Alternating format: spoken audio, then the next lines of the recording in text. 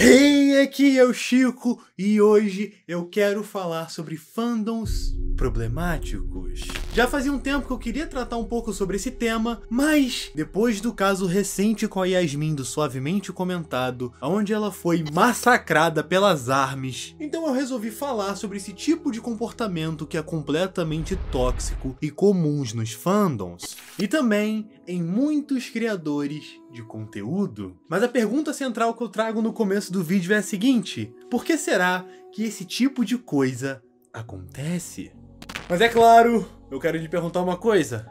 Vocês estão preparados? Então vem com o Chico. Mas vem com calma, não vem me xingar não. Se você mora debaixo de uma caverna e não tá ligado na treta que aconteceu no canal da Yasmin, eu vou te explicar um pouquinho. Ela fez um vídeo comentando das hipocrisias de diversas ARMYs que se dizem lutar contra o racismo, enquanto que em sua maioria elas apresentam posturas problemáticas. Como por exemplo, as próprias ARMYs silenciam elas mesmas, mas é claro, elas silenciam ARMYs negras. E a maior parte das ARMYs só permite que essa minoria fale quando for conivente para a comunidade. Mas se você quiser entender isso com uma profundeza muito melhor, vai lá assistir o vídeo da Yasmin. Tá aqui no comentário. Depois que a Yasmin postou aquele vídeo, obviamente que o grupo de ARMYs que foi mencionado ficaria revoltado. Foi um ataque absurdo, tentaram derrubar até mesmo o Twitter da Yasmin, xingaram ela de tudo quanto é nome, e até mesmo chegaram pra ela e disseram pra ela tirar a própria vida.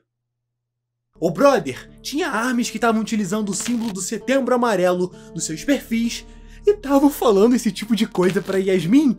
Meu Deus! Que mundo é esse que eu vivo?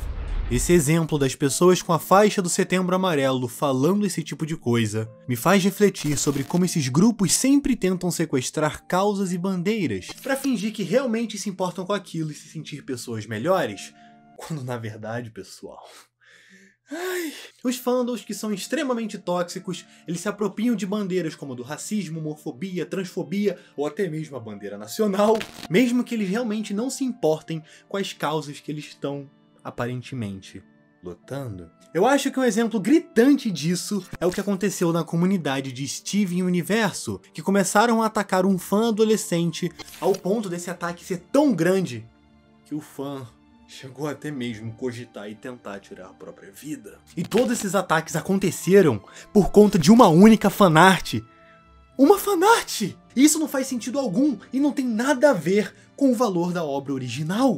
Por que será que esse tipo de coisa acontece tanto? Olha pessoal, eu acho que tem muito a ver com as questões de muitos adolescentes e também, principalmente, de muitos adultos que são muito mal resolvidos. Essas pessoas utilizam desses grupos como forma de basear os seus valores e personalidades. As pessoas fazem coisas muito perigosas para conseguirem o sentimento de pertencer ao grupo. Só para deixar claro, não tem nada de errado de uma pessoa gostar de uma obra ou de adorar um artista. Isso é muito comum. Isso é normal. Mas quando a pessoa ela entra nos fandoms, ela encontra um ambiente muito limitante e até mesmo perigoso. Aquele grupo ele começa a influenciar as pessoas por conta dos seus memes, das suas piadas, das suas conversas, e esses grupos até mesmo conseguem definir a forma como o fã deve se vestir, se comportar e também pensar. E sabe o que acontece se você não concordar com algo que esse grupo acredita? Você é cancelado. Rapidamente eu vou contar uma história pessoal que aconteceu comigo lá nos anos de 2011, mas que exemplifica muito bem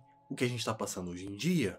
Eu tenho um amigo que tinha acabado de conhecer o Facebook e ele cresceu ouvindo rock a vida toda. Por conta disso, ele passou a seguir várias páginas sobre o assunto, onde ele passava o dia inteiro compartilhando memes e falando mal de outros grupos. Basicamente, ele era aquele pessoal que escutava rock e falava mal de funk. Pessoal, não tem problema algum em você não gostar de um outro tipo de música, e nem o mesmo de você falar mal, até porque é a sua opinião. A questão é que os grupos, eles basicamente não só falavam mal das bandas, os memes que os grupos compartilhavam se tornaram problemáticos. Eles se utilizavam de racismo e de homofobia para fazer graça. E hoje em dia, pessoal, esses grupos são vistos como piada. Basicamente, esse foi meu primeiro contato com um certo fandom tóxico. Obviamente, eu não fazia parte disso, mas ver o meu amigo se tornando cada vez mais babaca e tóxico não foi muito legal. E esse tipo de coisa acontece até hoje.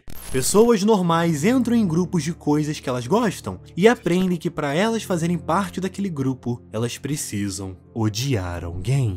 Às vezes é só uma piadinha aqui e outra ali, mas as pessoas, elas começam a mergulhar cada vez mais fundo naquilo. A identidade delas depende cada vez mais da aprovação do grupo, e aí, quando alguém faz uma crítica ao grupo que ela pertence, aquilo soa como um ataque pessoal. E basicamente essas pessoas só têm uma forma de reagir: cair na porrada no Twitter.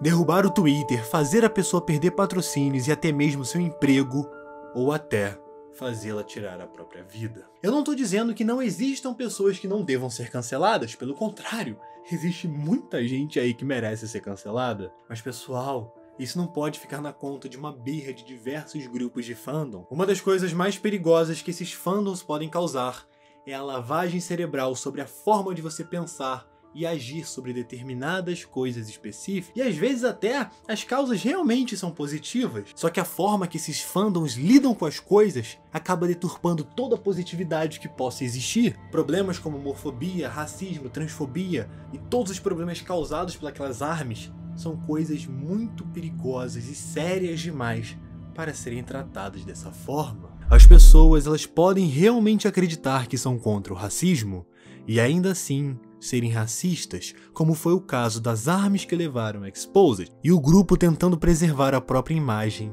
resolve abafar o caso. Elas tentaram calar a boca de todo mundo que resolveu falar sobre isso, e isso acaba só ajudando os racistas e fazendo todo o fandom parecer hipócrita. A verdade é que a única causa que o fandom se importa é com ele mesmo, e a perseguição que a Yasmin sofreu e tá sofrendo é a maior prova disso. Mas se os fandoms, eles têm uma tendência muito grande de se tornarem comunidades extremamente tóxicas, existe um fator que consegue piorar ainda mais isso. Tem muito influenciador que cria comunidades horríveis e estimula o pior dos seus seguidores. Eu poderia falar de muita gente como um certo metaleiro, um pianista ou até mesmo um certo grupo que se intitula os machões da internet. Mas recentemente aconteceu um caso que me chamou bastante atenção, que cabe muito com a ideia desse vídeo. Eu tô falando do que aconteceu com o Contente. O Luba, um youtuber com mais de 8 milhões de inscritos, assistiu a um documentário do YouTube em live que acusava o Contente de diversos crimes. E para piorar, o Luba ainda chegou a postar num canal secundário esse trecho da live, o que naturalmente gerou um hate absurdo pro Contente, e ele teve que fazer um vídeo resposta para provar a sua inocência. E nesse caso, ainda bem que a treta se resolveu, o Luba pediu desculpas pro Contente, mas é assustador pensar que um erro de um influenciador muito grande poderia ter custado o fim da carreira do Contente. Se nesse caso, o Luba, que não tinha nenhuma intenção de fazer uma coisa ruim com o Contente, conseguiu causar esse tipo de coisa, imagina uma pessoa que tem uma influência absurda e tem muitas intenções maldosas.